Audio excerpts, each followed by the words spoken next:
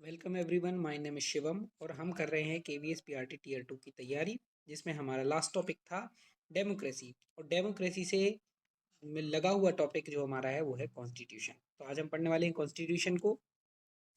इसमें एमसीक्यूज हैं, आपका एक्सप्लेनेशन है और इसके साथ साथ आपके लिए डिस्क्रिप्टिव क्वेश्चन भी थोड़ा बहुत तैयार करके रखे गए। चलिए, तो बिना टाइम वेस्ट किए हम शुरू करते हैं। मैंने आपको एक रिसोर्स का पीडीएफ दिया है। रिसोर्सेज के पीडीएफ में ये क्लास 9th का चैप्टर है, तो अगर आप चाहें तो इस वीडियो को ना देखकर उस पीडीएफ को भी पढ़ सकते हैं। इसके अलावा आप हमारे टेलीग्राम चैनल से भी जुड़ सकते हैं, आपको रेगुलर अपडेट और इस वीडियो की पीडीएफ भी उपलब्ध हो जाएगी। इसके अलावा और कई सारी चीज़ों के बारे में आपको जानकारी वहाँ मिलती रहेगी। चलिए शुरू करते हैं। तो सबसे पहले चैप्टर में कुछ परिभाषाएं दी गई हैं। तो कॉन्स्टिट्यूशन क्या है? तो देखिए, पिछली वीडियो में हमने पढ़ा था डेमोक्रेसी के बारे में। डेमोक्रेसी मतलब जनता का शासन। अब जनता शासन करेगी, इवन जहाँ डेमोक्रेसी ना भी हो तो कुछ रूल्स, कायदे, नियम, कानून तो होंगे जिसके हिसाब से वो कंट्री चल रही हो। अब बात यह है कि रूल्स, नियम, कायदे वो डॉक्यूमेंटेड होना जरूरी है, जो कि सुप्रीम लॉ है, जिसके आगे और कुछ भी नहीं है ना। तो उसी चीज को हम बोलते हैं constitution. Constitution is a document. हमारे यहाँ का क्या है? एक डॉक्यूमेंट है जो कि सुप्रीम लॉ है। The supreme law containing fundamental rules governing politics and society. मतलब वो सर्वोच्च कानून जिसमें राजनीति और समाज को नियंत्रित करने वाले मूलभूत नियम शामिल है। अफ्रीका में पहले एक सिस्टम चल रहा था, अपार्थीड, रंग भेद का सिस्टम है ना। Official racial separation policy in south Africa 1948 से 1989 के आसपास। और ये इसको नेल्सन मंडेला जी ने क्या है, इस सिस्टम को खत्म किया था, है ना। और वहाँ के प्रेसिडेंट बने थे। तो कुछ कुछ टर्म्स है, उन टर्म्स को बड़ा ध्यान रखिएगा। जैसे एक टर्म है पॉलिटी या राज व्यवस्था। ऐसी society, a society with an organised political structure, उसको बोलते हैं हम पॉलिटी, है ना। तो पॉलिटी और पॉलिटिक्स में कितना अंतर है? A society with organised political structure. Arbitrary मतलब मनमाना, not fixed, left to one's judgement और चॉइस। इसके अलावा सोवरेन, सोवरेन मतलब संप्रभु, an independent people, no external control. मतलब ऐसा देश जहाँ लोग कैसे हैं, इंडिपेंडेंट हैं और एक्सटर्नल कंट्रोल। संप्रभु, सम मतलब पूरी तरह से, प्रभु मतलब, प्रभु मतलब भगवान। तो हम अपने भगवान स्वयं हैं, है ना। संप्रभु, हम खुद के प्रभु हैं। तो हम पे किसी कंट्री का, किसी एक्सटर्नल कंट्री का कोई दबाव नहीं है। उसके हिसाब से हम अपने डिसीजन जो है वो नहीं लेंगे। अब प्रश्न उठता है कि आखिरकार हमें कॉन्स्टिट्यूशन की जरूरत क्यों है? तो सबसे पहली चीज है क्या? Trust and coordination, government structure, aspirations and limits powers. तो पहले इसको पढ़ते हैं, ट्रस्ट एंड कोऑर्डिनेशन को। तो generates basic trust needed for diverse people to live together. अब आपको पता है कि भारत बड़ी विविधता वाला देश है। कितने तरह के लोग, धर्म, जाति, अलग अलग संप्रदाय, अलग अलग तरह से लोग रह रहे हैं, एक साथ रह रहे हैं। तो ट्रस्ट तो चाहिए सारे लोगों को एक साथ रहने के लिए। तो हमारा जो कॉन्स्टिट्यूशन है इन लोगों के बीच में क्या करता है, अलग अलग तरह के लोगों के बीच में ट्रस्ट और कोऑर्डिनेशन डेवलप करता है। रूल्स, लॉ रहते हैं तो उस हिसाब से लोग उन रूल्स, लॉ में बंधे रहते हैं। और उसके हिसाब से जब वो एक्ट करते हैं तो ऑटोमेटिकली हार्मनी, कोऑर्डिनेशन, ट्रस्ट बन जाता है। इसके अलावा गवर्नमेंट स्ट्रक्चर, अलग अलग कॉन्स्टिट्यूशन अलग अलग गवर्नमेंट का स्ट्रक्चर भी प्रोवाइड कराते हैं। तो ये स्पेसिफाई करता है how government will be constituted, government बनेगी कैसे और कैसे डिसीजन लेगी, कैसे चुनाव होंगे, प्रेसिडेंट का इलेक्शन कैसे होगा, और सुप्रीम कोर्ट का जज कैसे बनेगा, पीएम का इलेक्शन कैसे होगा, है ना। पीएम इंपॉर्टेंट होगा कि प्रेसिडेंट इंपॉर्टेंट होगा, पीएम की पोस्ट होगी भी या नहीं। तो अलग अलग कॉन्स्टिट्यूशन में ये सारी बातें क्या हो जाती हैं, क्लियर हो जाती हैं। लिमिट्स पावर, कॉन्स्टिट्यूशन की वजह से चेक्स एंड बैलेंसेस रहते हैं। ये क्या करता है? ये limit down the government powers and guarantee citizen rights. अब सबसे ज़्यादा इंपॉर्टेंट चीज़ है कि कॉन्स्टिट्यूशन की वजह से आपको सिटीजन राइट्स मिल, कॉन्स्टिट्यूशन आपको गारंटी करता है कि आपके हक का, आपके अधिकारों का शोषण कहीं भी नहीं होगा। फिर आती है एस्पिरेशन। कॉन्स्टिट्यूशन ये भी बताता है कि as a society, as a country हमें कहाँ पहुँचना है, हम कहाँ एग्जिस्ट करते हैं, हमारा गोल क्या है ना। जैसे हमारे राज्य के नीति निर्देशक तत्व या डीपीएसपी, है ना, directive principle of state policy, ये शो करते हैं कि एक आदर्श राज्य, आदर्श भारत कैसा होना चाहिए। और उसमें जो सारे आर्टिकल्स हैं वो उसी की ओर ले जाने के लिए संकेत करते हैं।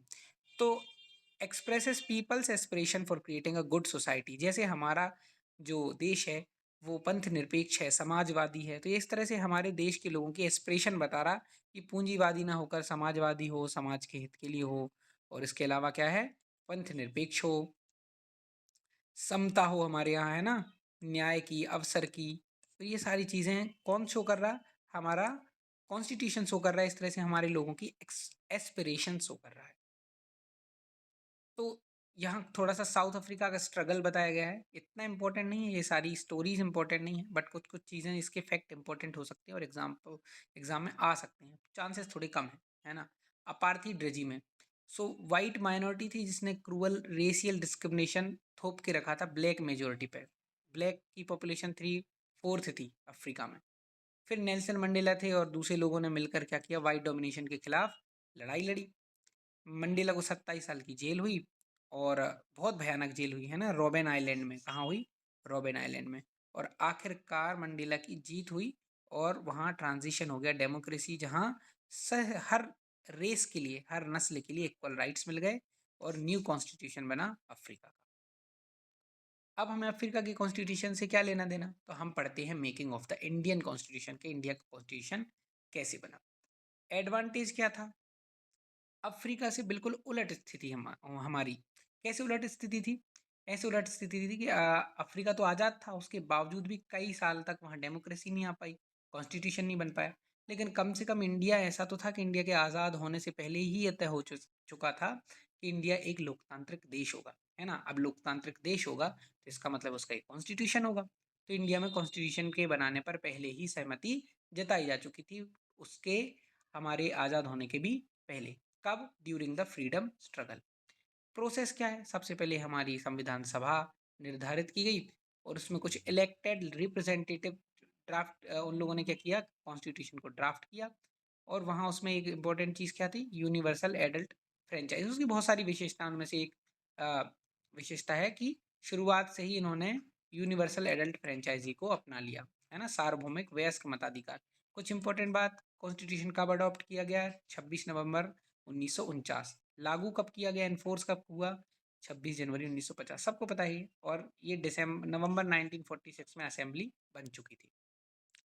कुछ इंपॉर्टेंट फिगर्स, है ना, maker of the constitution Rajendra Prasad ji थे, ये हमारे संविधान सभा के अध्यक्ष थे और पहले राष्ट्रपति भी थे।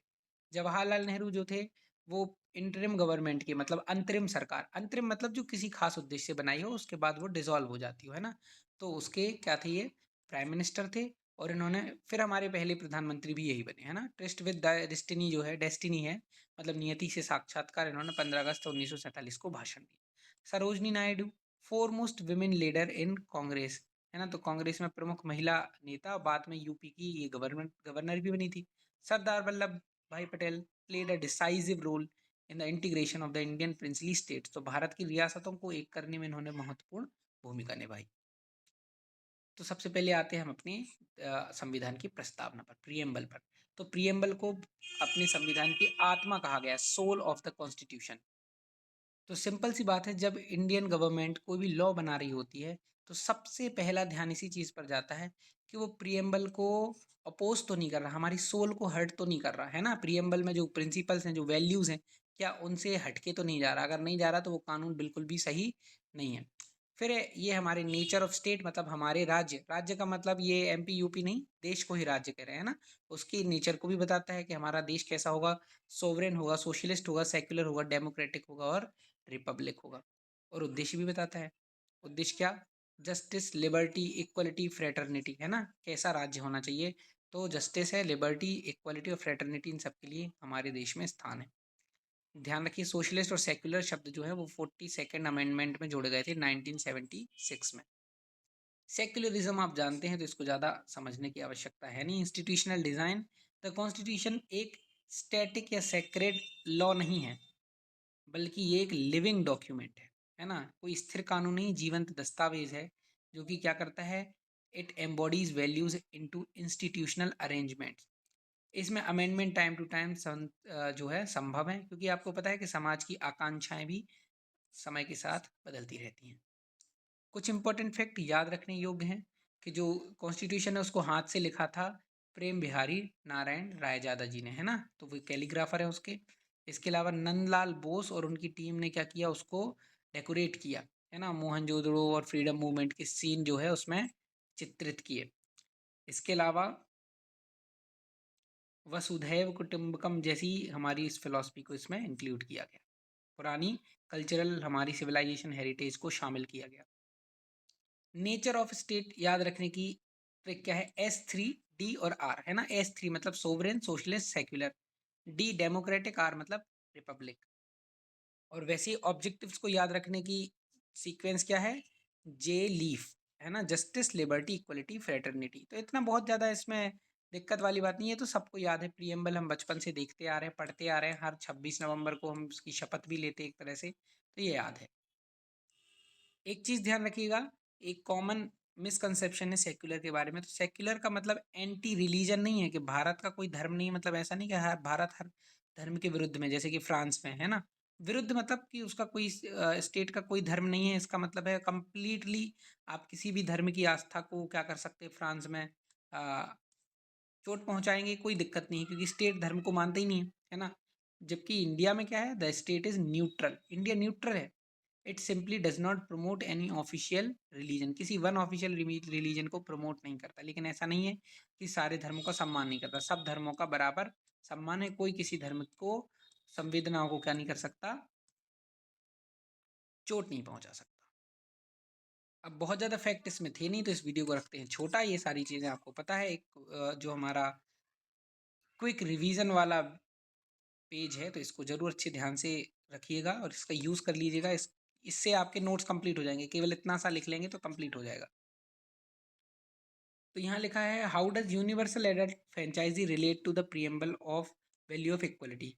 तो सबसे पहली चीज़ है, ये कह रहे हैं कि जो हमारा सार्वभौमिक वयस्क मताधिकार है वो समानता के मूल्य से कैसे संबंधित है, क्योंकि हम वन वोट की वन वैल्यू माने हुए हैं ना, इसलिए इक्वलिटी को प्रमोट कर रहा है। और हर 18 वर्ष से अधिक उम्र के या 18 वर्ष की उम्र के जो हमारे यहाँ बिना जाति, धर्म, पंथ इन सब का भेदभाव किए सबको वोट देने का अधिकार है, सबके वोट की बराबर कीमत है।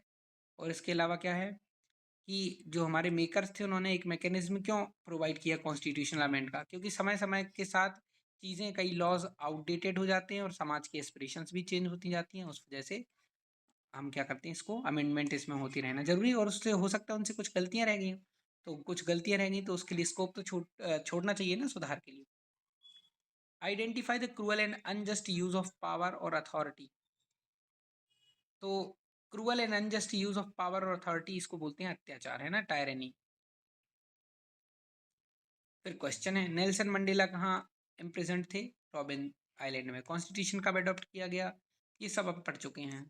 सेक्युलर शब्द कब जोड़ा गया, ट्रिस्ट विद डेस्टिनी स्पीच किसने दी, और प्रेसिडेंट कौन थे असेंबली के। सॉवरेन का मतलब क्या है, नो एक्सटर्नल कंट्रोल। कॉन्स्टिट्यूशन के पेज को किसने इलस्ट्रेट किया, नंदलाल बोस ने। और इसके अलावा हमारे वसुधैव कुटुंबकम का मतलब क्या है, world is one family. Apartheid कहाँ था, साउथ अफ्रीका में था।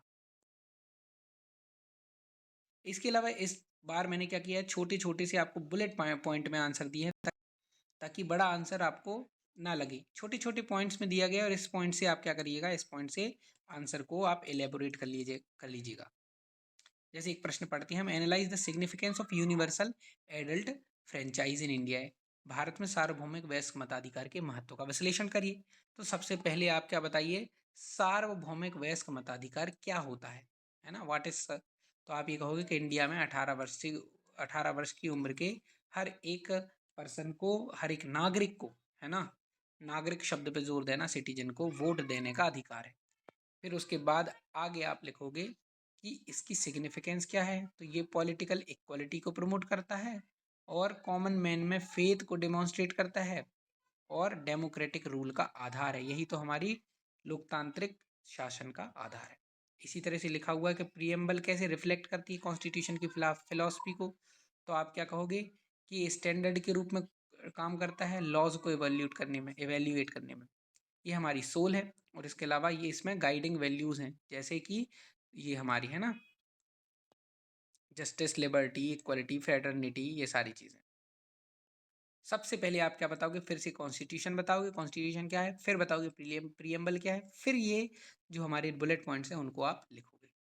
फिर से एक क्वेश्चन है, why is the Indian constitution called a living document. सबसे पहले आप बताओगे कि कॉन्स्टिट्यूशन क्या होता है, फिर उसके बाद बताओगे कि Indian constitution is a living document, और इन बुलेट पॉइंट का यूज करोगे, उनको थोड़ा थोड़ा सा एक्सप्लेन कर दोगे, आपका 70 से 80 शब्दों का आंसर आसानी से बन जाएगा।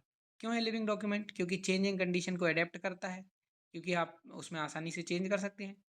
नॉट स्टेटिक और अनअल्टरेबल, तो ऐसा नहीं है कि अनअल्टरेबल, इसको चेंज नहीं किया जा सकता। Incorporate updates by constitutional amendments.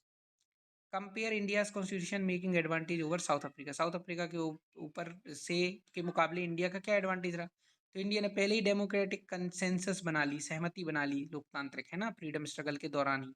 और इसके अलावा साउथ अफ्रीका को painstakingly build trust with between oppressor and oppressed from scratch, मतलब शुरुआत से सब चीज़ों पर जोर डालना पड़ा इनको। तो ये इतना इंपॉर्टेंट क्वेश्चन नहीं है हमारे हिसाब से, है ना, इस तरह का प्रश्न आने के चांसेस नहीं है। इनमें से बहुत कम चांसेस हैं इन तरह के प्रश्न आने की, लेकिन फिर भी आपको थोड़ा बहुत तो अंदाज़ा होना चाहिए। आर्ट और ये भी उतना इंपॉर्टेंट क्वेश्चन नहीं है, तो इसको हम छोड़ सकते हैं। तो आज की वीडियो में बस इतना ही, और छोटी वीडियो थी क्योंकि इसका एक पार्ट जो डेमोक्रेसी वाला पार्ट था वो ज़्यादा इम्पोर्टेंट था और उसको हम कर चुके थे। तो ठीक है, इस वीडियो में इतना ही। इसके बाद जो बचे हुए टॉपिक हैं वो भी हम जल्दी जल्दी कर लेंगे। इसके अलावा मैं ट्राई करूँगा कि आपको एक मॉक टेस्ट कम से कम, अच्छा मॉक टेस्ट अच्छी क्वालिटी का आपको प्रोवाइड करा पाऊँ। देखते हैं, गारंटी नहीं दे रहा हूँ, बट ट्राई करूँगा। तो आज की वीडियो में बस इतना ही। धन्यवाद। आपका दिन शुभ हो।